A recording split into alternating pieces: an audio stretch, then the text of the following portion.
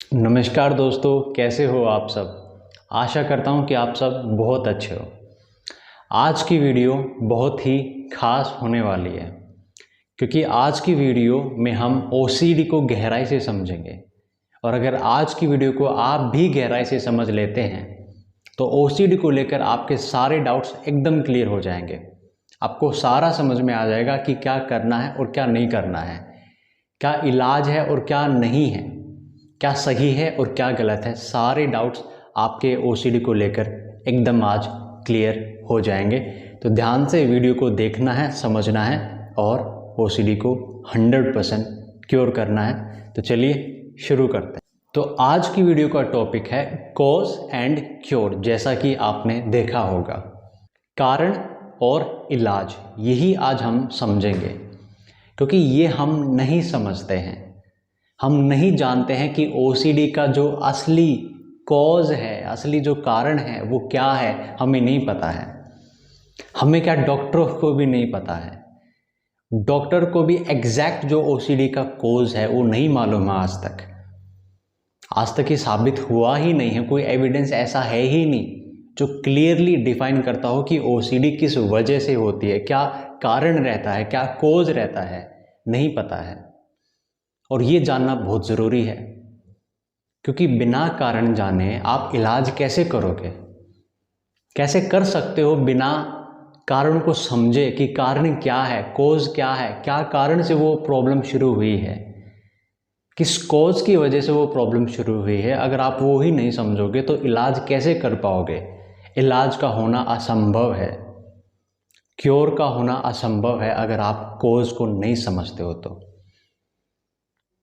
Cause को आपको समझना ही पड़ेगा कि राइट कॉज क्या है, एग्जैक्ट कॉज क्या है इस ओसीडी का, उसको आपको समझना पड़ेगा, तभी आप क्योर कर पाओगे ओसीडी को। बहुत से लोग तो इसी कारण से ओसीडी को क्योर नहीं कर पाते क्योंकि उनको कॉज ही नहीं पता है। उनको बताया जाता है कि जेनेटिक्स कारण है और जो सेरोटोनिन की कमी है वो इसका कारण है, वो इसका कॉज है, जबकि ऐसा कुछ भी नहीं है।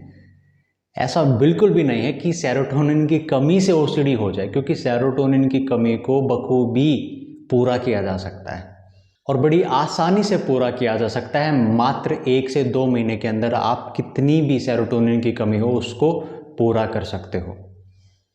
तो सेरोटोनिन की कमी ओसीडी का जो कॉज है वो नहीं है। ओसीडी का कारण सेरोटोनिन की कमी बिल्कुल भी नहीं है, क्योंकि सेरोटोनिन की कमी को हम पूरा कर सकते हैं, बखूबी पूरा कर सकते हैं। और ना सिर्फ दवाई से बल्कि नेचुरल तरीकों से भी पूरा कर सकते हैं, जैसा मैंने बाकी वीडियो में आपसे शेयर किया है। तो फिर सेरोटोनिन कारण नहीं है, कॉज नहीं है, तो फिर कॉज क्या है? क्या है कॉज? समझ की कमी। समझ की कमी है इस ओसीडी के शुरुआत की। इस ओसीडी के होने का जो कारण है, जो कॉज है, वो सेरोटोनिन की कमी नहीं बल्कि समझ की कमी है। समझ की कमी है। हमें मन की समझ नहीं है, इसलिए ये ओसीडी शुरू होती है। इसलिए हमारा मन एकदम से उलझ जाता है, एकदम से मतलब परेशान हो जाता है, डर जाता है, घबरा जाता है, विचलित हो जाता है जब नकारात्मक विचार आते हैं। डील नहीं हम कर पाते हैं। क्यों नहीं कर पाते? क्योंकि हमें समझ नहीं है अपने मन की, अपने विचारों की। हम नहीं मन को समझते हैं, नहीं मन को जानते हैं। हमें नहीं पता मन कैसे काम करता है। नकारात्मक अगर विचार मन ला रहा है तो क्यों ला रहा है, क्या कारण है उसके पीछे, और कैसे उससे डील करना है। ये जो समझ है ना, ये हमें नहीं है और इसी के कारण ओसीडी की शुरुआत होती है। बिल्कुल इसी के कारण। सेरोटोनिन की कमी की वजह से नहीं होती है, क्योंकि उसको तो बड़ी आसानी से हम पूरा कर सकते हैं, बड़ी आसानी से पूरा कर सकते हैं, लेकिन फिर भी लोग कई कई सालों तक ठीक नहीं होते हैं। क्यों? क्योंकि वो कारण है ही नहीं। अब वो कारण है ही नहीं तो उससे क्योर कैसे होगा? बिल्कुल भी नहीं हो पाएगा। कारण कुछ और है, कर कुछ और रहे हैं, तो उससे क्योर कैसे होगा? नहीं हो पाएगा। इसलिए ओसीडी को ठीक करने में लोगों को दिक्कत आती है। इसलिए नहीं आती क्योंकि ओसीडी को ठीक करना एक बड़ा कठिन कार्य है, ऐसा नहीं है। हमें इलाज का नहीं पता है। क्यों नहीं पता है? क्योंकि हमें कारण का नहीं पता है। तो इलाज का कैसे पता चलेगा? हम समझ लेते हैं कि दवाई खा के सेरोटोनिन को बढ़ा के हम ओसीडी को ठीक कर लेंगे। कैसे कर लोगे भाई? सेरोटोनिन की कमी तो ओसीडी का कारण है ही नहीं, बिल्कुल भी नहीं है। कोई ऐसा एविडेंस है ही नहीं जो ये साबित कर दे। कोई ऐसा एविडेंस है ही नहीं कि सेरोटोनिन को कमी को पूरा करके हम ओसीडी को ठीक कर दे। ऐसा कोई एविडेंस मेडिकल साइंस में है ही नहीं, बिल्कुल भी नहीं है।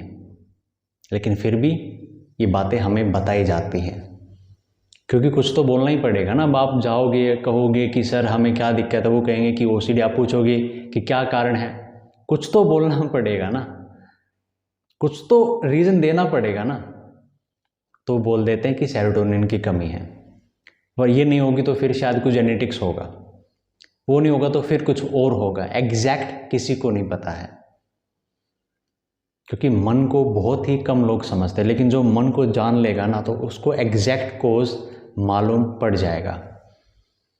एग्जैक्ट जो कोज इसका है वो यही है कि हमको मन की समझ नहीं है। उसी के कारण हम नेगेटिव थॉट से लड़ते रहते हैं, जबकि नेगेटिव थॉट से कभी लड़ना नहीं चाहिए। जितना हम लड़ते हैं उतने थॉट्स बढ़ते हैं, और हम क्या कोशिश करते हैं कि लड़के थॉट्स को ख़त्म कर देंगे। हो जाता है उल्टा, और थॉट्स बढ़ जाते हैं, और ज़्यादा आने लग जाते हैं, और ज़्यादा हम फंस जाते हैं। क्यों हम ऐसा करते हैं? मन की हमको समझ नहीं है। तो आपको क्या करने की ज़रूरत है? मन की समझ को पैदा करने की ज़रूरत है, अपनी समझ को बढ़ाने की ज़रूरत है, काउंसलिंग की ज़रूरत है आपको, उसी की ज़रूरत है आपको, क्योंकि वही आपकी समझ को सही किया जाएगा, आपकी अंडरस्टैंडिंग को बेटर किया जाएगा, डेवलप किया जाएगा, आपके डाउट्स को क्लियर किया जाएगा, आपके फियर को क्लियर किया जाएगा, आपको समझाया जाएगा कि आपके मन में जो डाउट्स आ रहे हैं वो क्यों आ रहे हैं, क्या तरीका है कि आप उनसे डील कर पाओ। जो थॉट्स आ रहे हैं उनका क्या कारण है, कैसे आपको डील करना है, सारी चीज़ें आपको समझाई जाएंगी, और समझ से ही आप इसको ठीक कर पाओगे। क्योंकि हो सकता है, ऐसा होता ही है बल्कि, कि एक सेम थॉट है और दो व्यक्ति हैं, एक सेम थॉट है और दो व्यक्ति हैं ए और बी, और वो थॉट नेगेटिव है, बहुत बुरा थॉट है। तो हो सकता है कि वही सेम थॉट ए को आए तो ए एकदम से घबरा जाए, परेशान हो जाए, रोने लग जाए, और वही सेम थॉट अगर बी को आए, दूसरे व्यक्ति को आए, तो हो सकता है उसको ज़रा सा भी फर्क ना पड़े, ज़रा सा भी उसको असर ना हो। क्यों? क्योंकि उसकी समझ अलग होगी। तो वही एक थॉट, नेगेटिव थॉट, जो पहले आदमी को एकदम परेशान कर दे रहा है, एकदम उसको डरा दे रहा है, वही सेम थॉट दूसरे पर्सन पर कोई भी असर नहीं कर रहा है। क्यों? क्योंकि दोनों की समझ में अंतर है। थॉट एक ही है, व्यक्ति दो हैं, और दोनों पर उस सेम थॉट का अलग अलग प्रभाव पड़ रहा है। क्योंकि एक को मन की समझ नहीं है, वो उस थॉट को, जो काल्पनिक है, उसको वास्तविक समझ करके परेशान हो रहा है, और जो दूसरा व्यक्ति उसकी समझ अलग है, वो काल्पनिक थॉट को काल्पनिक ही देख रहा है, उस पर ज़्यादा ध्यान नहीं दे रहा है, उसको वास्तविक नहीं मान रहा है, और उसको काल्पनिक समझ के छोड़ दे रहा है और मस्त है। तो ये फ़र्क कैसे आया? थॉट तो सेम था, सेम थॉट ने एक को परेशान किया, दूसरे को नहीं किया। क्यों? दोनों की समझ में अंतर है। तो समझ को ही डेवलप करना। अगर पहले पर्सन को भी अगर परेशान नहीं होना है तो उसको अपनी समझ को डेवलप करना पड़ेगा। उसे भी समझना होगा कि भाई ये जो वास्तविक विचार जिसको मैं समझ रहा हूँ वो नहीं है, वो काल्पनिक है एकदम। और जब वो समझ लेगा कि काल्पनिक है, उससे कोई फ़र्क नहीं पड़ता है, उससे कोई प्रभाव नहीं पड़ता है, तो वो भी डरना और उससे लड़ना, घबराना बंद कर देगा।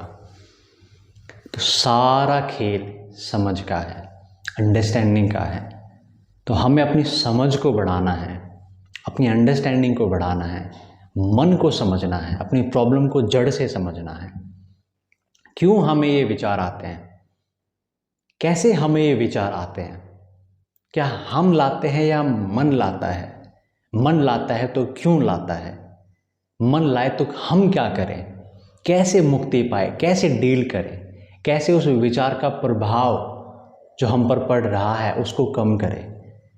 और अल्टीमेटली कैसे इन विचारों से मुक्ति पाए, इन विचारों को ख़त्म करें? सब आपको सीखना होगा। कैसे सीखोगे? दवाई खा के सीखोगे क्या?